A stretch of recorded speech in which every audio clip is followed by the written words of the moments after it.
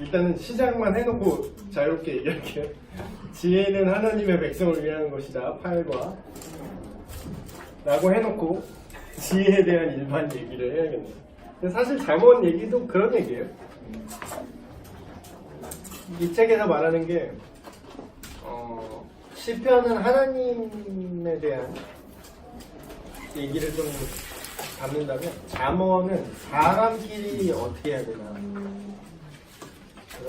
그러니까 하나님 사랑, 이웃 사랑이 율법의 요약이다라는 게 딱 정확한 표현이죠.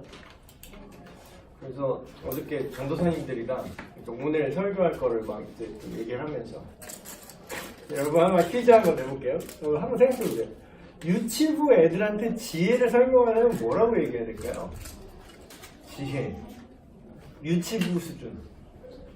완전 애기들인데 지혜가 뭔지를 그들이 알아들을 말로 표현을 막 그런 옛날에 있잖아요. 그 사랑은 애들이 막 서로의 향기를 맡는 겁니다. 막 5살짜리 애가 막 그렇게 얘기를 했다면서요. 사랑에 대해서 애들이 이제 얘기한 그 문장 그런 것들도 막 유행하고 그랬었는데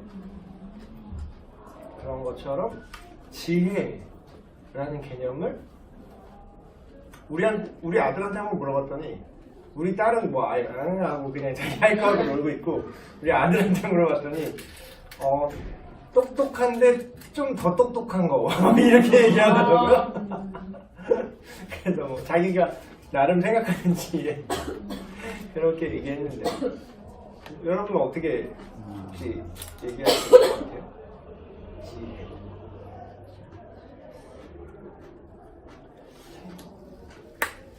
애기들. 근데 뭐 그 일부분 진리의 일부분만 표현해도 뭐 괜찮은 것 같은데 어저께 이제 막 그렇게 얘기를 하다가 제가 생각해낸 거는 그거였어요. 어떻게 해야 할지 모를 때 어떻게 해야 될지 아는 거. 근데 그게 애들 말로 지혜를 좀 바꿔보면 그게 좀 정확하지 않나 그래도. 어떻게 해야 될지 모를 때 어떻게 해야 될지 아는 거. 사실 이 문장 안에 모든 게 다 들어가지 않나요? 어떻게 해야 될지 모른다거나 내지는 자기가 안다고 착각해서 무슨 일을 했는데 그게 그 상황에서 그렇게 하면 안 되는 거였다라는 건 결국 어떻게 할지 모르고 있었던 거죠. 그래서 잠언 말씀에 대해서 이제 우리가 얘기를 할 건데 이거는 뭐 안 믿는 분들도 뭐 약간 정신 수양하듯이 이게 31장까지 있나? 그래갖고 뭐 하루 1잠언 뭐 이렇게 하면서 하는 분도 있어요. 이제 여기서 가장 핵심적인 거는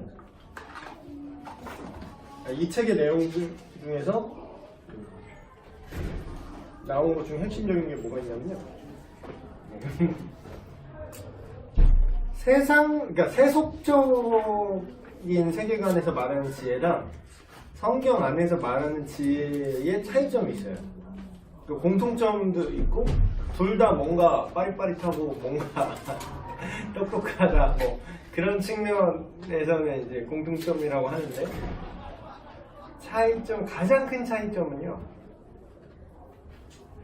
성경에서 말하는 지혜는 현명함 플러스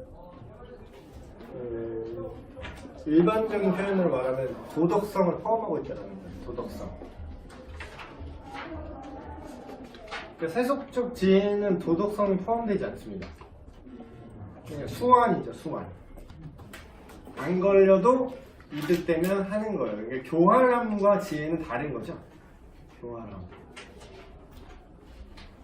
뭐 일종의 처세? 세속적 지혜는 그런 그림으로 많이 나오는데 그래서 이거 아까 지혜에 대한 그 문장 자체도 성경에서 말하는 지혜의 정의와 세속적 정의에 따라서 달라져요. 어떻게 할지 모르겠을 때 어떻게 할지 모를 때는 동일하지 두 개가. 근데 어떻게 할지 모를 때에 어떻게 할지에 대한 그 방법론이나 방향이요. 그 세속적 지혜와 성경에서 말하는 지혜가 달라요. 그러니까 예를 들면 세속적 지혜로 봤을 때는 그걸 해도 되는 되는 게 지혜인 게 정반대로 하나님의 지혜에서는 그걸 하면 안 되는 게 지혜일 수 있거든요. 그런 차이들을 우리가 좀 발견할 필요가 있다. 여기서는 잠언은 되게 크게만 말해요. 여러분 뭐 읽어보면 아시겠지만 되게 넓게 얘기를 한다고. 뭐 하는 자는 뭐 미련하다 뭐 이런 식으로 뭐 되게 크게 얘기를 했는데 여기서도 잠깐 언급이 되지만 여호와를 경외하는 것이 지혜와 지식의 근본이다 라고 이제 얘기를 하거든요. 왜 그럴까요? 왜 그럴까? 그 이유를 한번 여러분 생각해 보신 적이 있나요? 세속적인 어떤 현명은 학자라든가 그런 사람들 되게 현명해 보이는 사람들이 이제 기독교 세계관을 가진 사람들을 이제 미련하게 보이죠. 그 사람들한테는 우리가 미련하게 보여요, 실제로. 근데 왜 성경은 그들이 오히려 미련하고 왜 여호와를 경외하는 자가 지혜로운 자다 이렇게 얘기를 할까요? 어떠세요? 우리가 그냥 내가 이걸 믿으니까 나는 하나님을 믿으니까 이게 맞아 이러고 넘어가면 안 되고 한번 생각을 해봐야 돼. 생각이라는 거. 왜 그게 더 지혜롭죠? 여러분의 의견을 한번 얘기해 보세요. 왜 그게 더 지혜로워요? 하나님을 경외하는 게? 한번 나름의 이유를 한번 대보세요. 나름의 이유. 지혜가 하나님께 나오기 때문에. 지혜가 하나님께 나오기 때문에. 좀 더 구체적으로. 지혜가. 어떤 일은 하나님께 매여 있다는 속해 있으면 어떤 상황이든 하나님께서 주신 상황이고 모든 것이라고 생각을 했을 때 그분께 구하고 바랄 때 이게 나오는 그 생각과 이 부분들이 지혜라고 생각을 하기 때문에 그렇게 구할 수 있다라는 거는 전지전능하다는 하나님을 경배하고 이렇게 두려워하고 이 부분에서 나옴이 아닌가. 오늘 그 교리반이랑 좀 연결되네. 그 얘기가 하나님이 설계자시고 창조자시기 때문에 그분으로부터 나온 아이디어가 가장 정확할 것이다. 뭐 그런 내용 같아요. 구체적인 예를 하나 생각을 해보면 이따가 교리반에 좀 뭐 얘기할 건데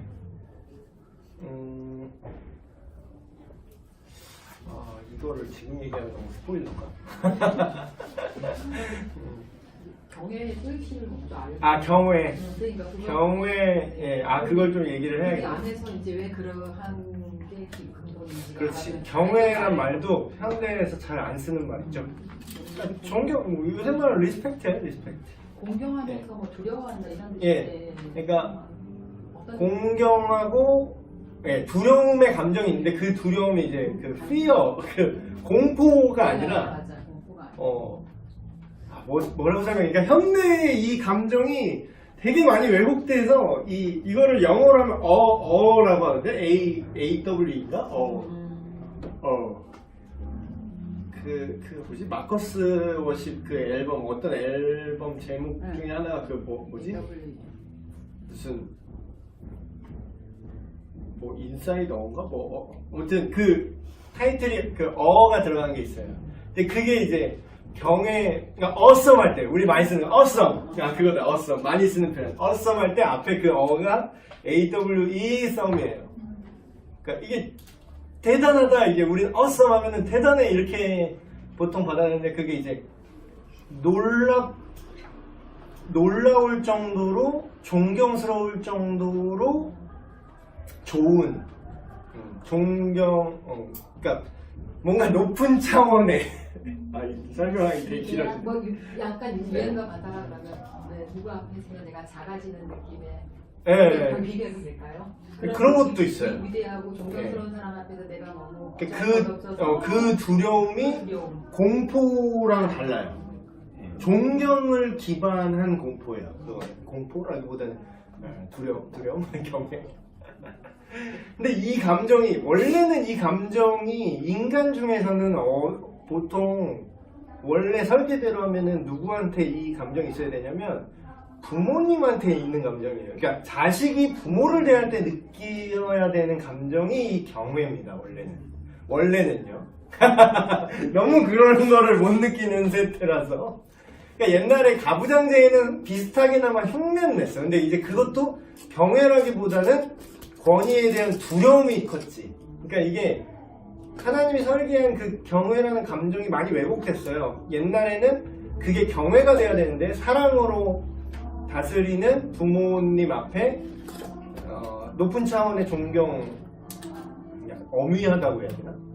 감히 이렇게 막 이렇게 그렇게 할 수 없는 그런 종류의 존경으로서 경외가 있었어야 되는데 그 한쪽 극단으로 이제 치우치면 이제 그쵸, 권위주의가 돼서 두려움으로 그게 왜곡되고 공포로, 부모에 대한 공포로 그게 왜곡되고 종속 그런 느낌으로 왜곡됐었고, 현대에 와서는 그 반대로 가죠.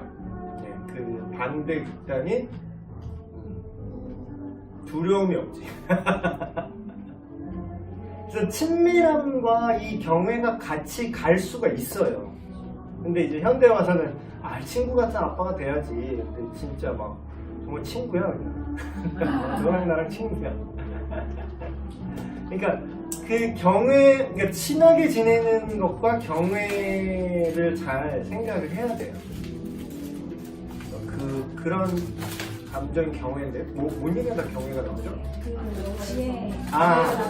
하나님을 경외하는 거죠. 다시 풀어서 말하면 하나님을 존중하고 그분을 인정하는 것. 예. 근데 그 솔로몬이 구한 지혜와 이 지혜가 같은 걸로 얘기가 되는 건가 여기서? 다른 지혜가 아니죠. 같은 지혜죠. 왜냐하면 솔로몬이 구한 그 맥락 자체, 그러니까 그 워딩 자체에는 그냥 듣는 마음을 주시고 백성을 다스릴 지혜를 주십시오라고만 이제 나오지만 그 앞뒤 맥락을 보면 그 앞에 바로 직전에 나오는 이제 문장이 그 내 선대 아버지 다윗 왕이죠. 다윗 왕이 하나님께, 그러니까 그 표현을 하자면 결국 한마디로 얘기하면 다윗 왕이 우리 아버지가 선대 왕이 하나님을 경외했습니다 이 얘기예요. 그래서 그 결과 하나님께서 복을 주셔서 이 나라가 이렇게 됐고, 내가 지금 왕이 되는 것도 내가 잘나서 된 게 아니라 그 내 아버지께 복을 주셨던 그 경외의 관계 속에서 아버지와 관계를 맺으셨던 하나님께서 나에게 은혜를 내려 주셨습니다 라고 이제 그 다음에 얘기를 진행하는 거거든요. 그러면 이 맥락 속에서는 솔로몬은 하나님을 경외를 깔고 가는 거죠. 네.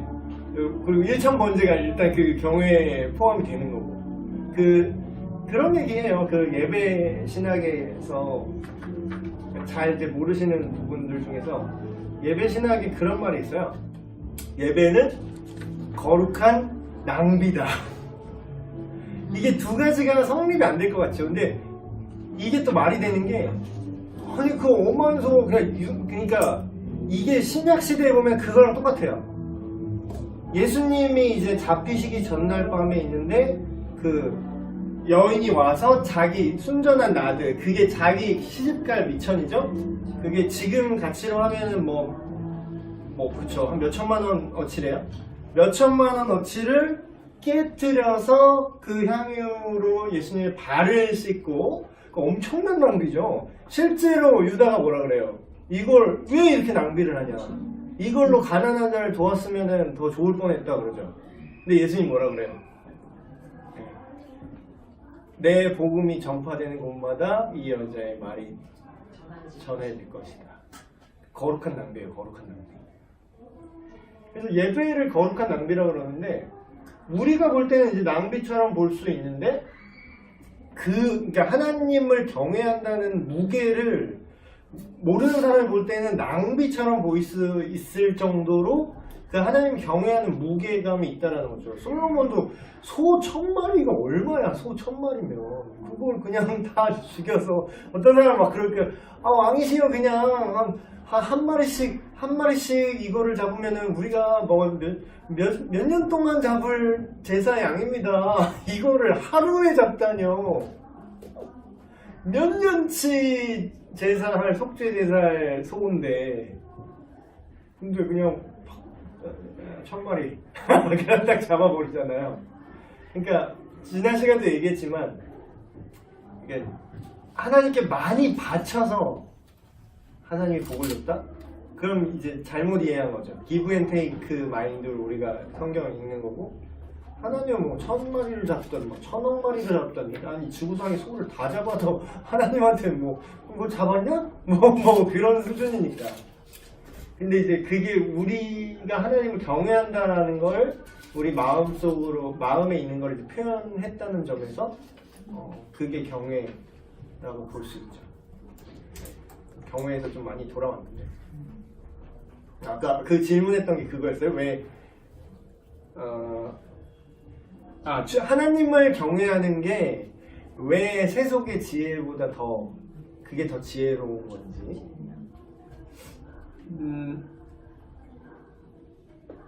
솔로몬의 그런 기록들 보면은 서적이라고 서신이라고 하나요?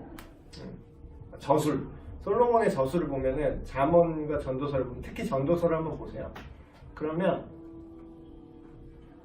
되게 어떤 사람은 이걸 성경에 넣어야 되나 싶을 정도로 되게 논란을 했던 그런 성경 중에 하나예요. 그 전도서가. 왜냐하면 내용이 너무 염세적이야. 되게 허무주의. 무슨 허무주의 문학이야. 내용 장르로 보면 진짜 되게 염세적이고 시니컬해요. 막 헛되다 계속 보죠. 막 입버릇처럼 막 후렴구처럼 나와. 헛되고 이것도 헛되다. 이름을 날려봤자 100년 후면 아무도 기억 못하니 헛되다. 뭐하면 돈이 많아봤자 뭐하면 헛되다. 큰 집에서 잘 살아봤자 마누라랑 싸우면 헛되다. 뭐 이런 식으로 계속 그런 얘기만 해요. 근데 이제 거기서 결론적으로 얘기를 하는 게 하나님과 동행하는 거 외에는 다 헛되다 그렇게 얘기를 해요. 근데 왜 그게 더 지혜로운 거냐면 결국은 세속적인 모든 지혜는요, 이따 교리반에서 얘기할 거지만 결국은 유물론이에요. 유물론이 뭐냐면 물질이 전부다라는 거예요. 그러니까 눈에 보이는 게 다다. 딱 간단하게 말하면 돼요. 눈에 보이는 게 다다. 소유, 물질. 그러니까 물질을 소유하는 거. 그럼 눈에 보이는 게 다면은 그게 꼴랑 100년이잖아요. 100년 동안 각자 100년씩 사는데 그 안에 누가 얼마나 많이 먹고 좋은 거 먹고 얼마나 돈이 많고 권력이 많고 눈에 보이는 것들, 그런 물질 세계를 얼마나 많이 누릴 것이느냐, 그게 다잖아요. 그러니까 이제 그게 지혜롭다고 생각을 한다는 거야, 세속의 지혜는. 근데 하나님이 주신 그 원래 설계의 그 뒷부분을 모르잖아요, 그 사람들은. 그러니까 사는 동안도 마찬가지고 그 물질이 그렇게 추구를 하지만 나한테 참된 만족을 줄 수 없다라는 걸 사실 그들은 솔로몬만큼 몰라요. 왜냐면 지구상에서 제일 부자도 솔로몬만큼 부자였던 적이 없어요. 네. 그래서 뭐 내가 해봐서 아는데 뭐 이렇게 어설프게 그렇게 얘기하는 게 아니라 진짜 장난이 아니라 지구상에 있던 사람 중에 단일 개인으로 봤을 때 솔로몬만큼 부유했던 사람과 많은 학식을 가졌던 사람과 많이, 그러니까 인간이 누릴 수 있는 거, 유물론 세계관에서 솔로몬만큼 더 누려본 사람이 개인으로 과연 존재할까 이래요. 근데 그 솔로몬이 그렇게 얘기를 하잖아요, 지금. 혹자는 뭐 지는 다 해봤으니까 니들은 하지 마라, 이러니까 되게 억울할 수 있는데, 그리고 인간의 종교적인 그 얘기가 아니라 그냥 일반론적으로 생각을 해도 되게 지혜롭습니다. 하나님의 그 기반 세계관이. 하나 예를 들어볼게요. 진화론, 뭐 창조에서 이따가 얘기할 거지만, 진화론 보면 유물론적, 지금 제가 말씀드린 유물론적 세계관이에요. 진화론은 절대, 그러니까 순수 진화론 말하는 겁니다. 순수 진화론은 그러니까 신이 없다라는 걸 전제하고 시작을 하기 때문에 무에서 물질이 그냥 저절로 생겼고 물질이 모든 것이다. 결국 그렇게 얘기를 하고 있는 거거든요. 쉽게 말하면. 근데 그 진화론적 세계관이 갖는 그런 문제점이 있는데 그게 뭐냐면 그 논리대로 하면은 인간 도덕성의 근거가 없어져요. 자, 한번 예를 들어볼게요. 진화에서 말하는 게 뭐죠? 그 자연 선택과 오랜, 그러니까 생존의 메커니즘이 진화를 통해서 인간이 가장 효율적으로 가게 된다. 그게 이제 진화론이 말하는 주장이거든요. 근데 그것도 우연으로. 어떤 지적 설계나 어떤 방향성이 없어요. 그러니까 그들은 그런 표현을 안 좋아해. 우연이란 말을 하는 걸 되게, 왜냐면 그게 되게 없어 보이거든. 그래서 지적, 뭐라 그러더라? 어쨌든 되게 학술적인 용어로 그걸 되게 애둘러서 표현하는데 결국은 그게 우연이에요. 그게 무작위성이에요, 무작위성. 그러니까 랜덤니스 이렇게 얘기를 하는데 무작위성이나 우연이나 결국 그게 그거잖아. 근데 우연에 기대해서 그렇게 했는데 결국은 도태될 거는 도태되고 남는 게 우수하다는 거야. 근데 그 생각이 얼마나 위험한 거냐면 거기서 도덕성을 끌어낼 수 없는 이유는 뭐냐면요. 여러분 그럼 장애인은요? 장애인은 그러면 뭐 그냥 진화론적 입장으로 보면은 장애를 가진 분이나 장애가 되신 분, 후천적이든 선천적이든 그럼 뭐 그냥 자연 도태, 그들을 왜 돌봐야 되는 거죠? 진화의 흐름 속에서 그냥 흘려보내면 되는 거 아니야? 우리 인류가 그렇게 존재해 왔고 그렇게 지금 생성되어 왔다며, 니네들의 논리로는. 그럼 왜 그들을 왜 돌봐야 돼? 사회복지를 왜 해야 되는 거죠? 근거가 없어. 명분이 없어. 그러니까 그런 도덕에 대한 아이디어의 근원이 연결이 안 돼요. 진화론으로 얘기를 하면. 그게 좋은 거예요. 그게 왜 좋은 거죠? 다른 사람 돌보는 건 좋은, 선한 거니까 그게 왜 선한 거냐고. 그러니까 그걸 설명을 못해. 그게 왜 선한 거예요? 아니 자연도태라며. 자연도태. 그러면 진화로 인간이 존재했다면 우리가 앞으로도 진화를 해야 되잖아요? 몇 억 년이 더 걸리면. 그러면 그걸 우리가 진화를 거스르는 거잖아. 그럼 우리가 선하다고 본능적으로 양심이 말하는 것들은 실제로 독일 나치가 그렇게 우생학이라 그래서 그렇게 숙청을 했어요. 장애인들 싹 다 죽였어요. 그게 우리는 근데 그 나치를 뭐라 그러죠? 악마고 괴물이라 그러잖아. 지금 현대 지식인들이. 근데 진화는 인정해. 그럼 이게 멍청한 거예요? 이게 모순이잖아. 이게 똑똑한 거예요? 멍청한 거예요? 그러니까 그게 어리석다라고 말하죠. 그러니까 성경에. 하나님을 알지 못하는 자 어리석다 이거예요. 왜냐면 하나님을 알면 아까 얘기한 거에 논의를 더 구체적으로 하면은 하나님의 모든 선하신 근원이 그분께 나오고 하나님의 법으로 그걸 설명이 가능해요. 왜냐면 그럼 인간이 왜 존엄한가? 인간이 그럼 생존하는 게 왜 생존해야 되는가? 그런 이유를 못 댄다니까? 진화로 얘기를 풀면 철학이나 생물학적으로 접근을 해도. 근데 이 성경적 세계관을 가지고 철학이나 생물학적으로 접근하면 이게 딱 맞아요. 이게 오히려 설명이 된다고. 그 선하신 하나님께서 설계한 인간들이 요렇게 살아가고 그게 하나님의 형상이니까 인간은 어떠한 인권이라는 개념도요 지금 심각하게 오염이 되는데, 인권이라는 개념은 신권이 세워져야 인권이 나오는 거예요. 근데 신을 배제한 인권은 어떻게 되나 보세요. 지금 세상을 보세요. 신을 배제한 인권은 지들은 인권이라는데 인간을 더 파괴하잖아. 그들이 말하는 인권은 뭐예요? 인간이 마음대로 할 수 있는 게 인권이에요. 동성애 해갖고 에이즈 걸려서 다 죽을 수 있는 자유를 누리는 게 인권이래요. 자살할 수 있는 인권이래요. 그게 인간을 이롭게 합니까? 결과적으로 이렇게 그냥 어리석은 자야. 어리석은 자라고. 지혜롭지 못한 거죠. 근데 하나님을 경외하는 자는 그 안에 모든, 그러니까 현대적으로 말하면 정치, 사상, 정치제도도 보세요. 정치 제 시스템조차 인간이 이제 다 죄 때문에 오염이 됐는데 하나님께서 하나님의 속성을 반영하고 구현하면요, 그게 그때 안정이 돼요. 자유라는 게 그거잖아요. 인권선언, 미국 독립선언문 그 기초 초안이 어디서 나온지 아세요? 10계명에서 나왔어요. 10계명. 그래서 왜 미국 대통령 왜 취임할 때 왜 성경에 손 얹고 선서하는지 아세요? 그게 이제 미국의 역사예요. 그렇다고 미국이 무조건 다 옳고 미국이 하는 건 다 맞다 그런 건 아닌데, 국가 자체가 상대적으로 어떤 국가가 성경적 세계관으로 국가를 세워졌습니까?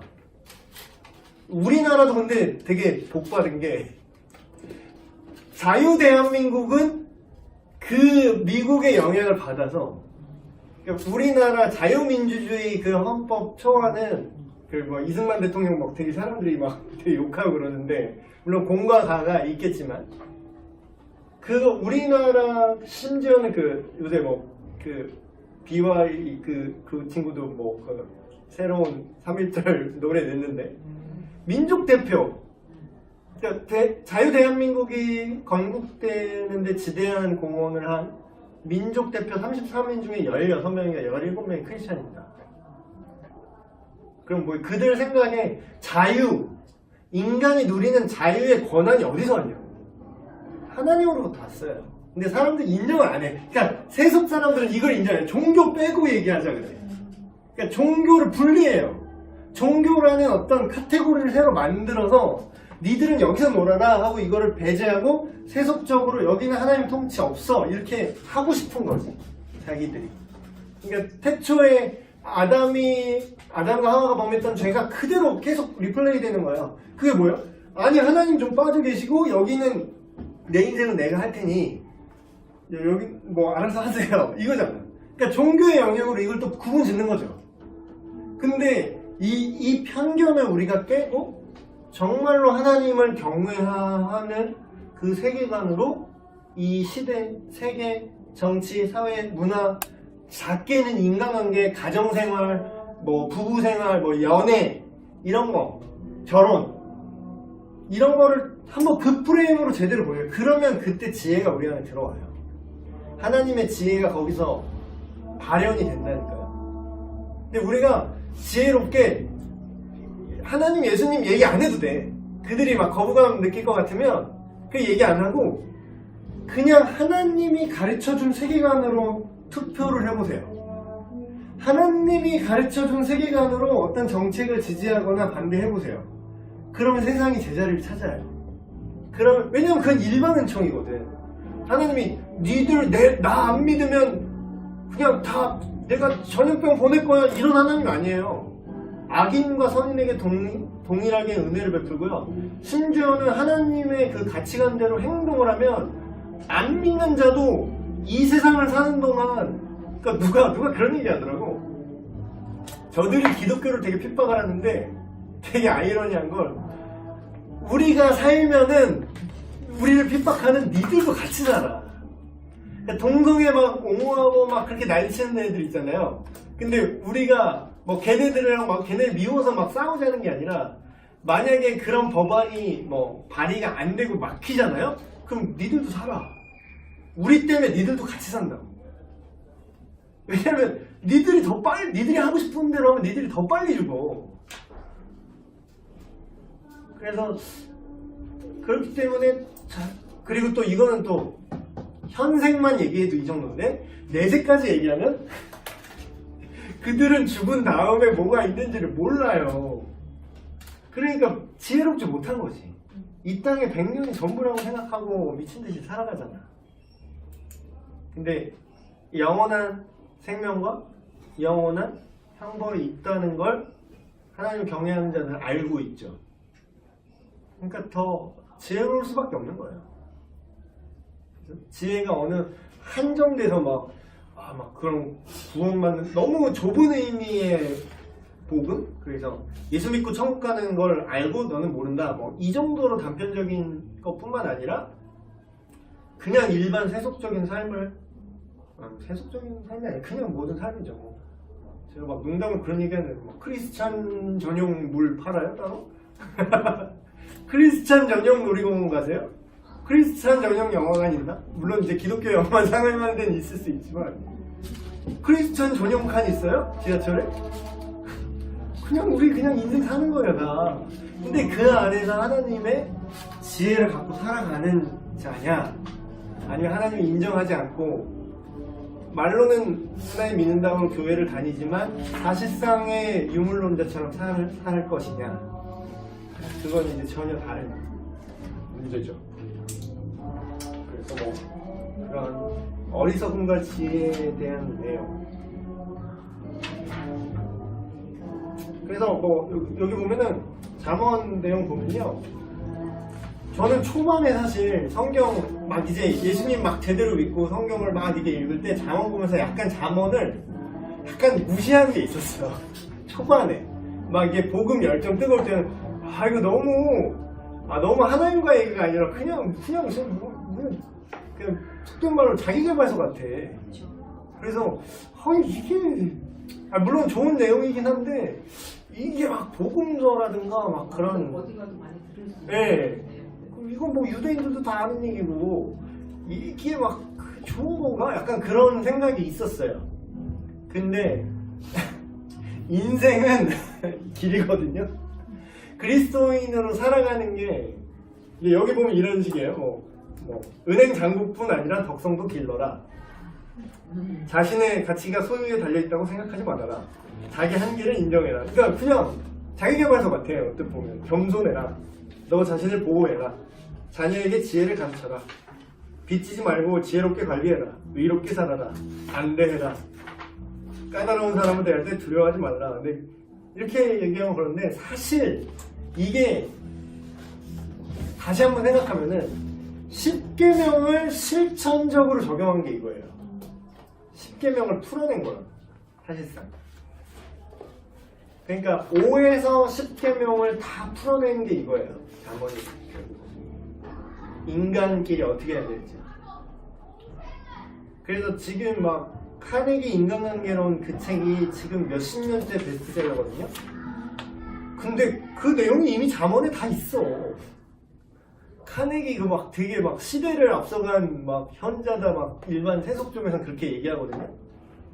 근데 그거보다 뭐 천년 넘게 앞섰어요. 잠언에 있는 다 내용이에요. 카네기 그 인간관계론 되게 좋은 책인데요. 한번 보시면 잠언에 다 있는 말입니다. 근데 우리가 잠언 읽을 때 그렇게 자세하게 생각을 안 해서 문제지. 그래서 여기서 결국은 지혜와 지식이나 어떤 통찰 정도의 문제가 아니라 하나님과의 관계가 근본이라는 거예요. 여기서는 예수님이 곧 지혜다. 가시화된 하나님의 지혜다. 이렇게까지 얘기하는데, 그래서 지혜가 부족하거든 후히 주시고 꾸짖지 아니하시는 그분께 구하라. 그리하면 주시리라. 지혜가 성경 전반에서 지혜가 되게 중요하고, 솔로몬도 하나 구하라고 했을 때 지혜 구했고, 그런 맥락이 되게 많은데 비슷한 내용으로 예수님이 그 좋은 것에 대해서 얘기하는 장면이 하나 나와요. 그래서 너희가 아버지께 구하라. 하다못해 악한 자라도 뭐 자녀한테 뭐 떡을 달라는데 돌을 주겠으며 뭐 뱀을 주겠냐 뭐 이렇게 얘기하잖아요. 그러면서 뭘 구하라고 얘기하냐면 성령을 구하라고 해요. 그러니까 제가 얘기했잖아요. 성령은 여기서 말하는 구약의 개념으로 막 지혜라고 지혜를 어떤 인격화해서 얘기하는 게 품성적으로 얘기하는 게 사실상 성령입니다. 저희 그런 얘기했죠. 그래서 지혜를 구하는 것과 결국 이거 아까 제가 말한 현실적인 거를 이걸 좀 말이 되게 묶으면 이런 거예요.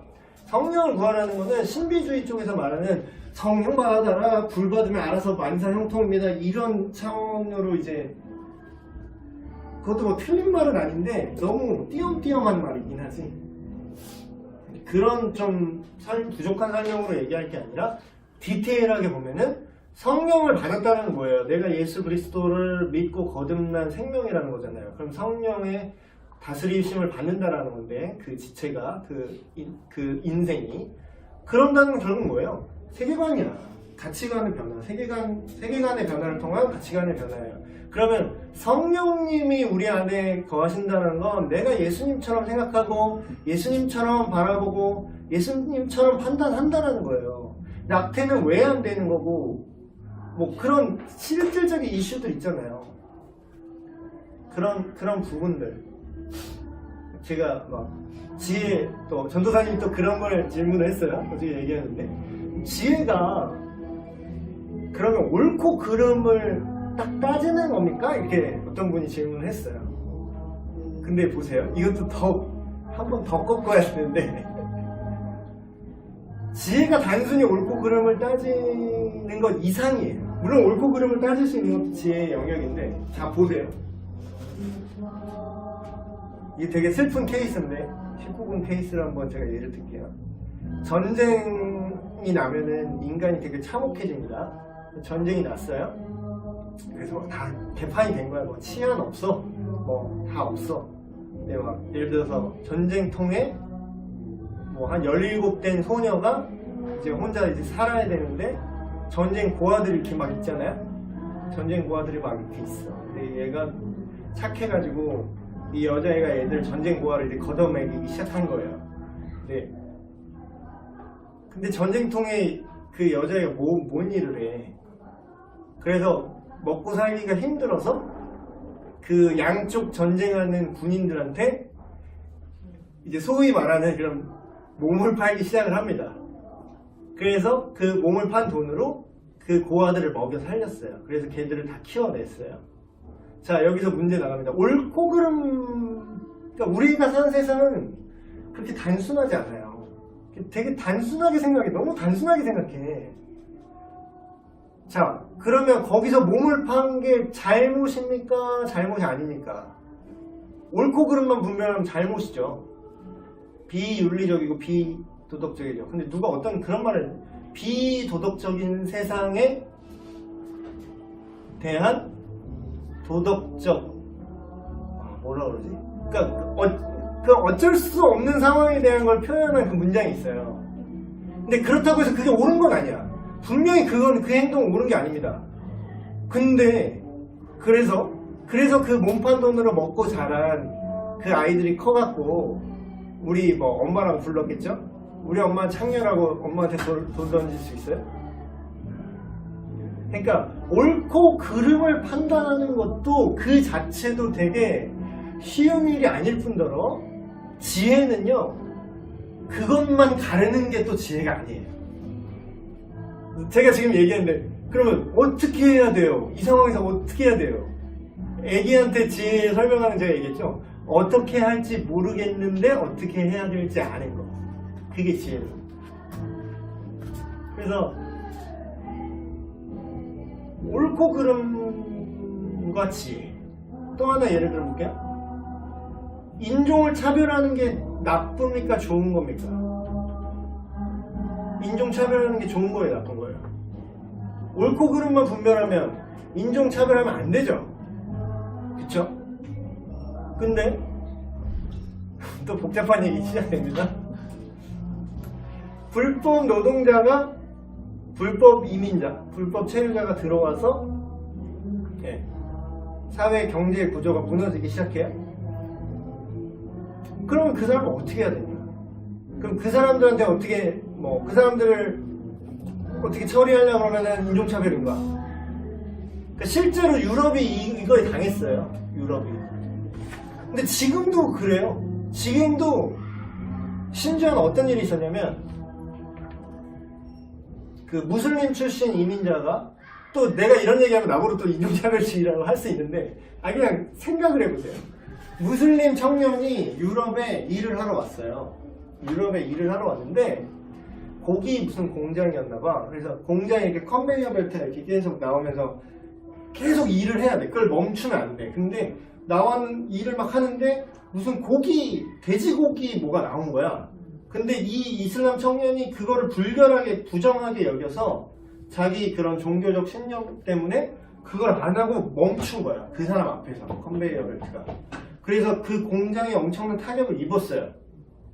근데 그 법정에서 뭐라고 한지 알아요?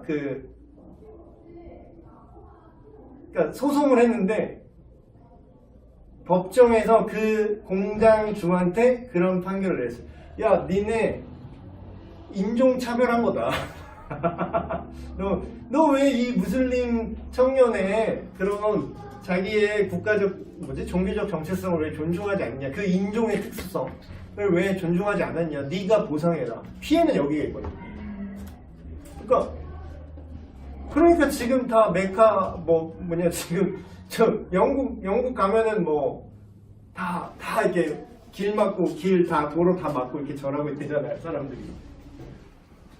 그러니까 그게 과연 옳다고 여기는 게 과연 정말 옳게 적용되는 것인가? 그러니까 지혜는 지식을 적용하는 거라 그랬죠. 그러니까 그게 이건 옳은 거야라고 생각하는 게 어떻게 적용되느냐에 따라서 옳을 수도 있고 옳지 않을 수도 있어요. 그러니까 간단하지 않아요, 그렇게. 그러니까